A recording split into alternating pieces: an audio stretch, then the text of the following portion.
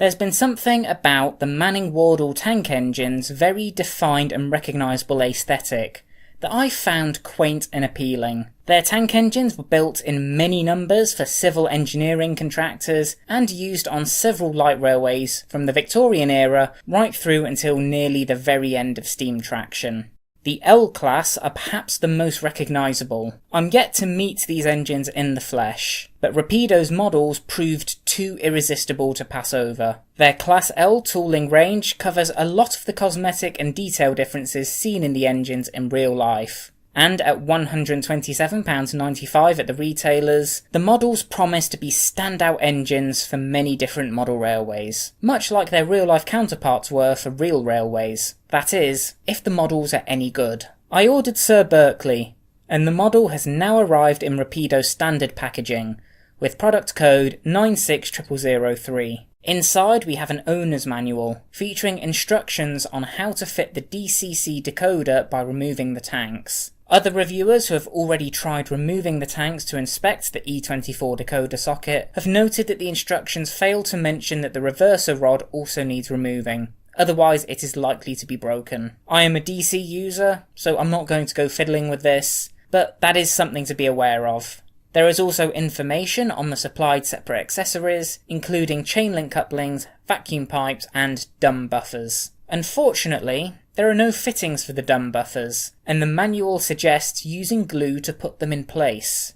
I was all for fitting them, but I am not a fan of this method as it will leave marks on the buffer beam should I wish or need to remove the dumb buffers for any reason. I would have much preferred a peg and hole way of fitting these rather than glue, and as such I'm now rather put off fitting them. At the back of the manual we have this rather antique photo of one of these engines in service early in its career, looking fresh and exquisite in the camera light. The accessory bag contains the aforementioned separate pieces, as well as some etched nameplates and builder's plates, which are a nice touch. Now, I've already highlighted some negatives upon opening this Loco's box, but after seeing the physical model in the flesh, I am enamoured with what Rapido have delivered visually. Sir Berkeley looks phenomenal and layered up with lots of separate details, for better or worse. As is normal for Rapido, the two-tone green livery with black and white lining is pretty much flawlessly applied. I very quickly got distracted by that open cab,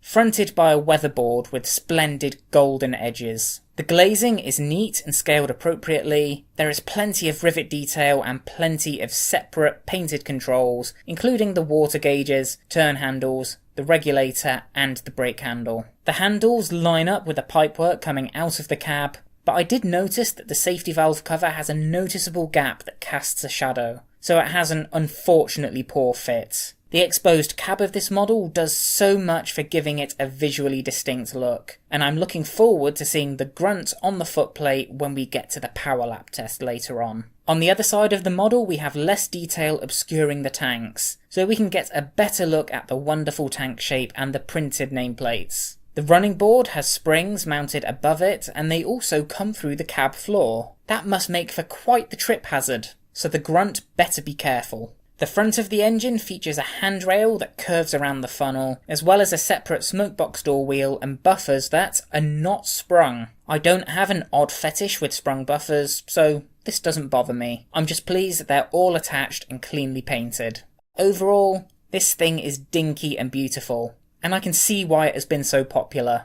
Unfortunately, on my example there is evidence of flashing still on the painted reverser rod, so the parts were not cleaned as well as they should have been before this was assembled. That's a shame, and not helped by the fact that the red stands out against the green tanks and wheels. Speaking of the wheels, I am a big fan of the red coupling rods. They make a nice change from the blackened or metallic rods that I've seen on many a model. We haven't even gotten onto my favourite thing I discovered while looking this engine over yet. Between the wheels and the frames, you can see right through the engine and its internal motion. I've seen a lot of internal motion detail modelled on engines before, but very few engines I've seen have frames that you can see through like this. I've turned the model over and discovered that there is a cutout in the base keeper plate to see all of this motion. None of it moves, but I do like that it's there for when this model is operating at eye level. I know I must sound like a hypocrite for not caring for sprung buffers but praising this inanimate detail, but it's each to their own and all that. The The base keeper plate features a small lubricating hole on the driven axle gear, and Rapido deemed this sufficient for servicing the model, but the jury is up in the air on that. Given this loco has such small wheels, I'm hoping this gear cover doesn't ground on my level crossings. A NEM pocket is provided with a tension lock coupler fitted. On the scales, Sir Berkeley came in at 112 grams, which is not a bad weight given the engine's size. It's almost 50% heavier than a Bachmann Thomas. It is, however, still less than Dappol's Hawthorne Leslie, which was also only an 040. So, on balance, the weight here is fine. The back-to-back wheel gauging came in at 14.4 to 14.5mm, which is right on the money. Overall, I love how this model looks and is detailed, but there are a few minor quality issues so far, as well as questionable design choices in terms of servicing the engine. I really want to like this engine, so I think that my overall view will depend on how it performs down on the track.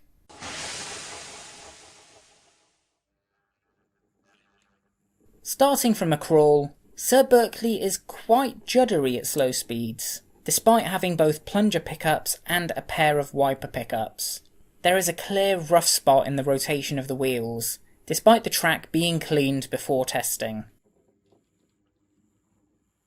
The engine is fresh out the box, so we'll have to see if it improves with some running in.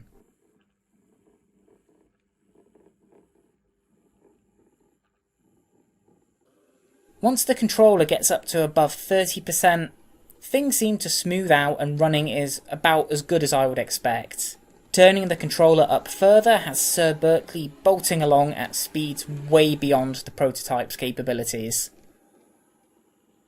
So the model works, but is more comfortable in the medium range in terms of a realistic sphere of operations.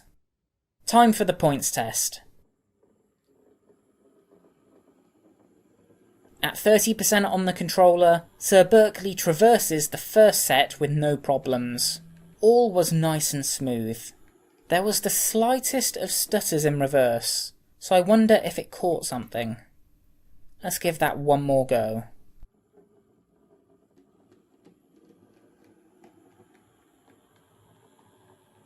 All is good going forwards.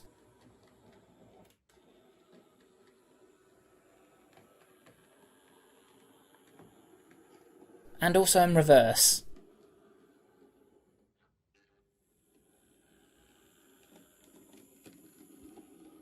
Baseboard joins were also handled without any issues.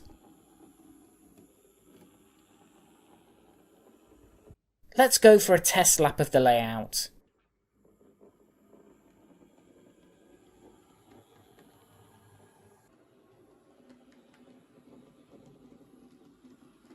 The first crossing didn't cause any problems, thankfully, nor did the first curved board join. All is quiet along Deltic's Pass.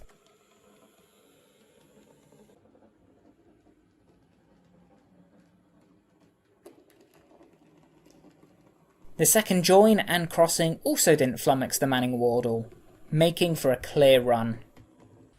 Crawl notwithstanding, Sir Berkeley actually runs wonderfully once it gets going under its own momentum. I do have an inkling though that it is not very well scaled for running at scale speeds.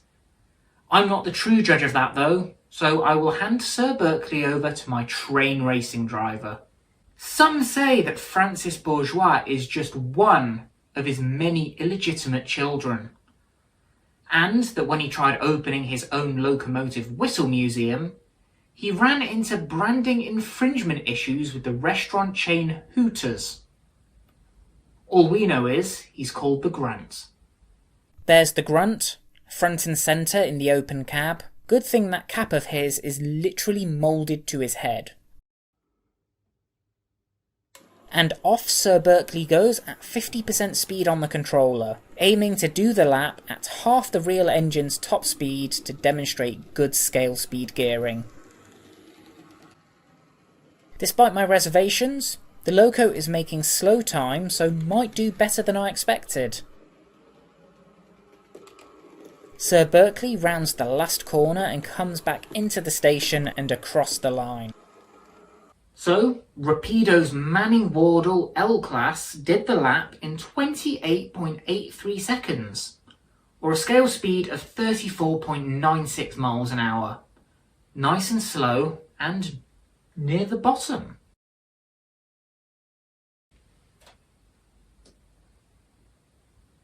At 50% speed on the controller though, that is quite close to the real-life engine's top speed of 40 to 50 miles an hour, meaning that it isn't as well geared for scale speed running compared to other engines we've seen.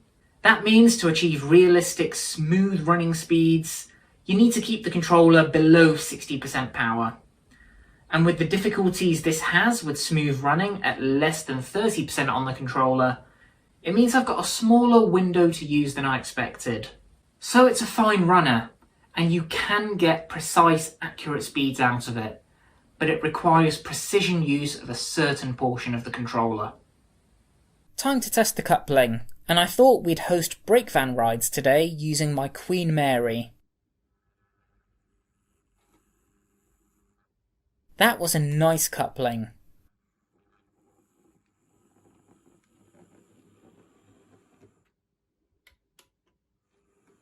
And they are holding. Awesome. Let's set the train on its... Hang on, that's a second Manning Wardle model. Yes, despite all the shortcomings I found with my Sir Berkeley, I caved in and ordered a version of the model with a cab as well. When the models were first announced, I was toying whether to get Sir Berkeley or Matthew Murray, but I went for Sir Berkeley, and upon seeing it in person, I gave in and ordered Matthew Murray as well, in 2010's preserved condition. This model is just as beautiful with a dark blue and black livery. Thankfully, the reverser rod has no flashing, and the cab hides a lot of the exposed detail on Sir Berkeley, so there is no poorly fitted safety valve cover either. You can still see a lot of the cab controls through the doors, and the cab layout is slightly different as well with the wall-mounted pressure gauges, for example. The coal load doesn't look as convincing by comparison. Other than that, there is very little to choose between them beyond personal preference. Out of curiosity, I repeated the performance tests, and Matthew Murray showed the exact same running behaviours as Sir Berkeley. Juddery turns at 20% on the controller, though it was slightly better running in reverse.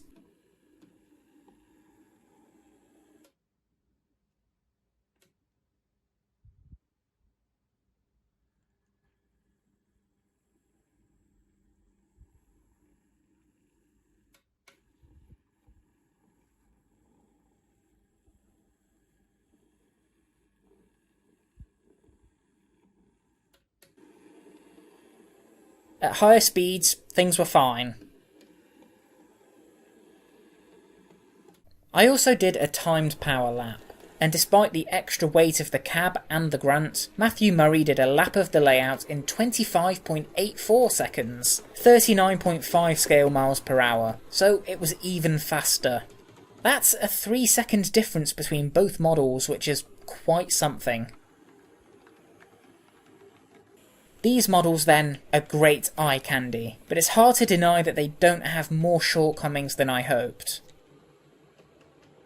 Rapido excel at beautiful pre-grouping models, and industrial tank engines as well, perhaps at the expense of some finesse in terms of execution.